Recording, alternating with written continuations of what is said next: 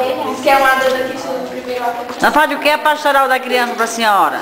A pastoral da criança é o amor à vida. A senhora gosta de participar? Adoro, adoro.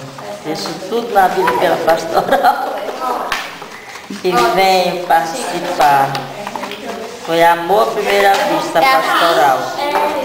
Eu amo mesmo. Por que você está na pastoral? Hã? Por que você está na pastoral? Porque eu gosto de brincar com as crianças, gosto de fazer as coisas e gosto de participar. Como é seu nome? Lorena, Qual é a sua comunidade? Timbaúba.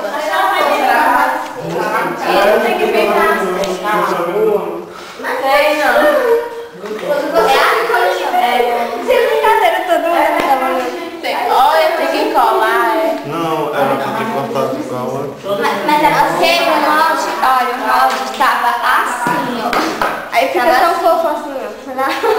Só que aí tudo cortou do mesmo jeito, mas essa metade é fechada.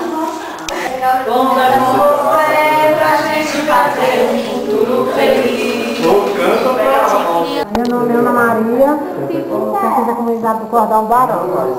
E sou na pastoral por amor à causa. Gosto demais, me dou, a gente enfrenta as situações, participa ao mesmo tempo dos problemas, das alegrias, muita gente chega na casa e encontra muitas mães desmotivadas, muitas vezes não tem o que dar para os filhos comer, né?